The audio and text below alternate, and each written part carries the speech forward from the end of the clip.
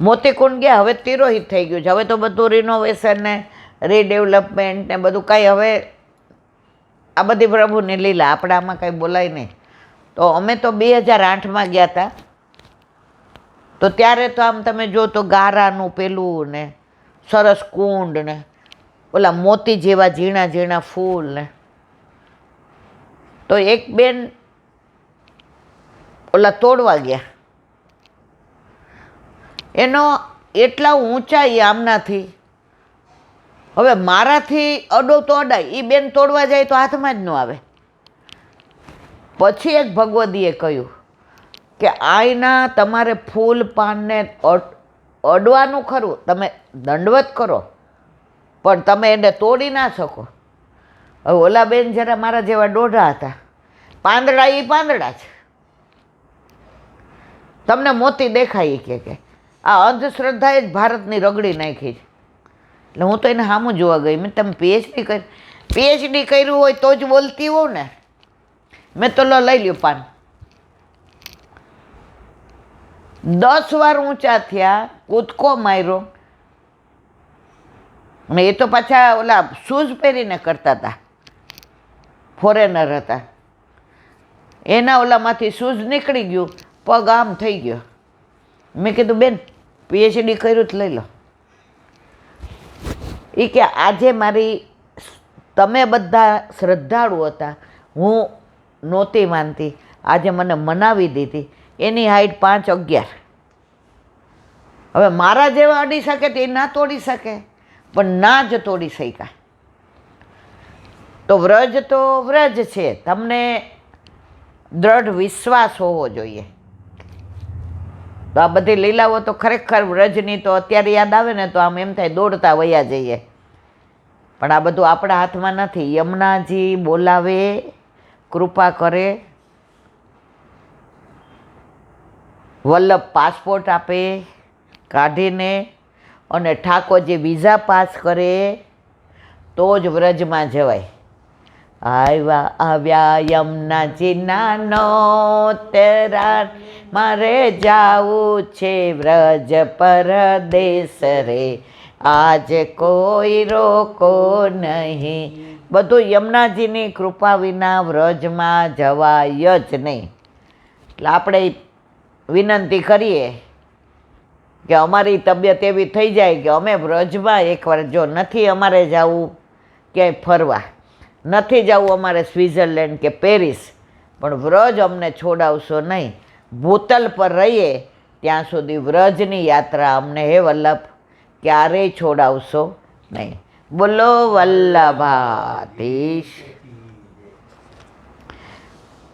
વલ્લભ સાખી હરિરાય મહાપ્રભુજી કી જય. કાલે આપણે 87મી સાખી કરી, એની અંદર 7 બાળકોનું આવી ગયું.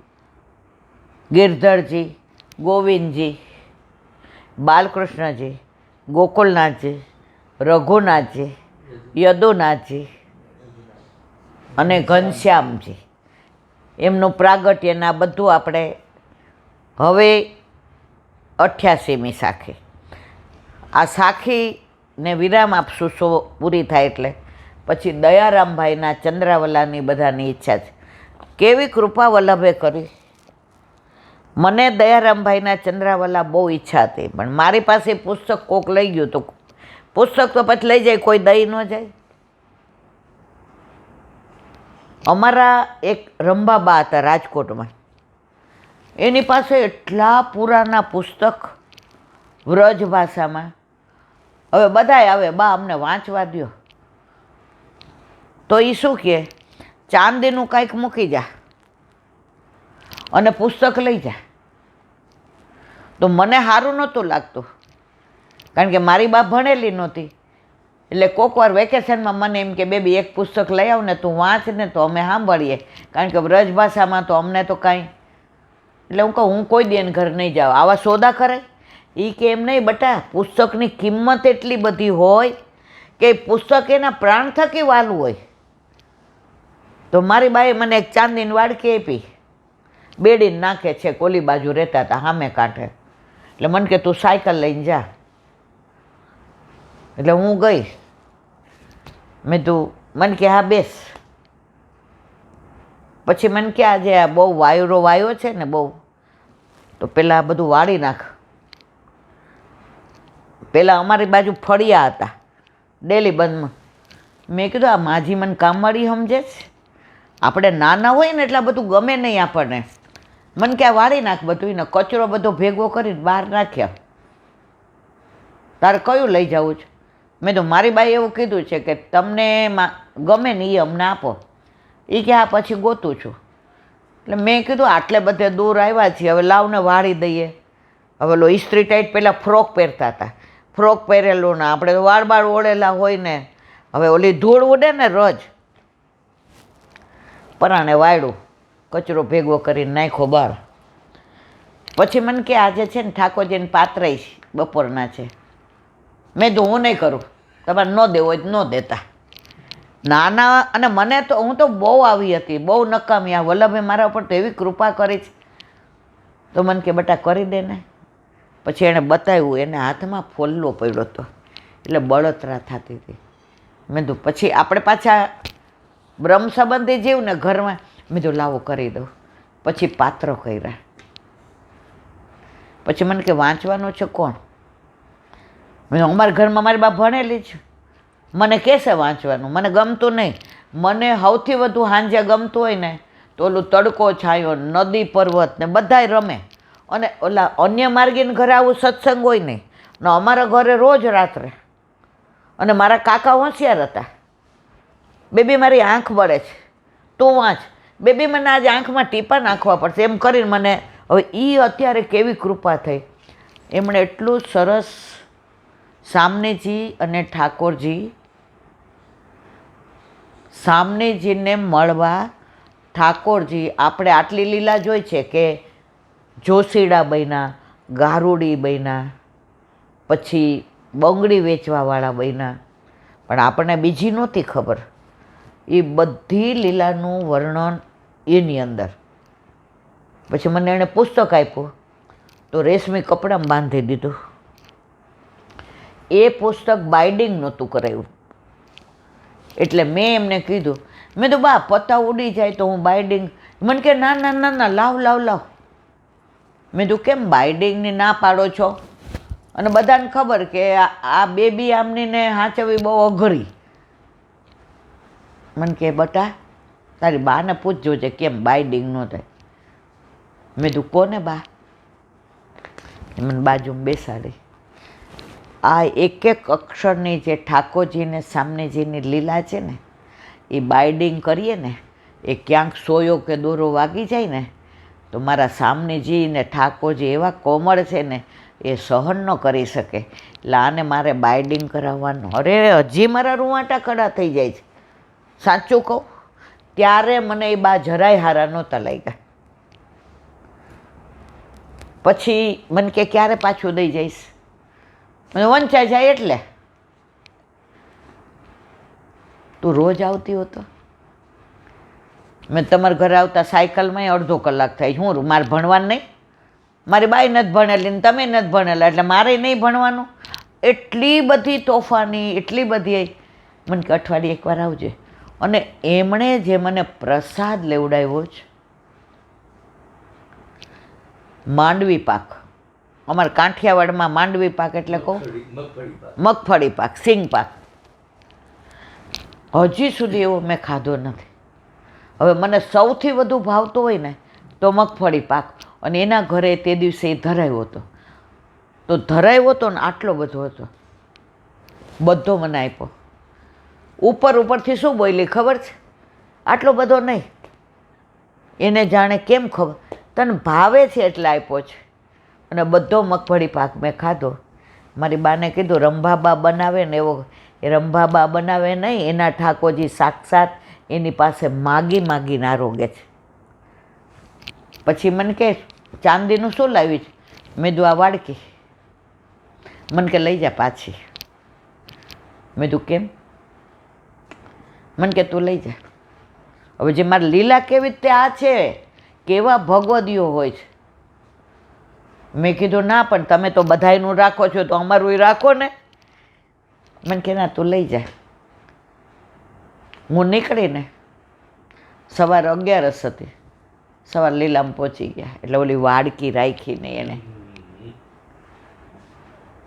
અને એટલું શું બોલ્યા, પુસ્તક રવા દેજે બેટા, રવા. મેં પૂછ્યું ને ક્યારે પાછું દઈ જાય, એ કે એટલે મેં તો વંચાઈ જાય, એટલે મને કે રાખજે ને. અને વાડકી પાછીથી હજી મારા રૂવાટા ખડા થાય છે. આવા ભગવદીઓ પણ આપણે ઓળખી ન શક્યા, નાના હતા, પણ સોંગ એનો થયો ને, એમની છાયા તો મારામાં પડી ને, એમના ઘરનું તો મારા ઓલામાં ગયું ને. આ વલ્લભે એટલી કૃપા કરી છે જેની કોઈ હદ નહીં. તો કાલે આપણે 7 બાળકોનું વર્ણન કર્યું. હવે આજે 88મી સાખી. પરમ સુખદ અભિરામ હે શ્રી ગોકુલ સુખધામ, ગોટુરવન ખેલત ફિરત શ્રી કમલ નયન ઘનશ્યામ, શ્રી વલ્લભ કમલ નયન ઘનશ્યામ. હવે હરિરાયજી ગોકુળનું વર્ણન કરે છે. વ્રજના કરતાં વ્રજ રજનું મહત્વ છે. આજે રમણ રેતીમાં જઈએ છીએ, હવે તો ત્યાંય જો બધું કેટલું બધું બંધાઈ ગયું ને કેવું થઈ ગયું. હવે આટલી રમણ રેતી રહી છે. અમે 50 વર્ષ પહેલાં જાતા ને વ્રજવા, અમે રમણ રેતીમાં જે લોઈટાછીને દર્શન કર્યા છે એ સ્વપ્નું થઈ ગયું. અમે દંડવતી શિલા આટલે અમને તેડીને દર્શન કરાવતા, એટલા ઊંચા હતા. અત્યારે દંડવતી શિલા જુઓ છે, ગિરિરાજ બાવા જુઓ. ત્યારે તો વનરાય એટલી, ખરેખર મોટા ઉગતા હોય. અત્યારે કેમ આવું થઈ ગયું છે? કળિયુગ ક્યારે સુરદાસજીએ કહ્યું છે કે જ્યાં સુધી ગિરિ ગોવર્ધન યમુના માય, ત્યાં સુધી કળિયુગ નાય. જ્યાં સુધી વલ્લભકુળ, ત્યાં સુધી કળિયુગની ચિંતા કરવાની જરૂર નથી. તો રજ હવે શું કહે છે? પરમ સુખદ અભિરામ હે. ઘણાય ગોકુળ વાસ કરે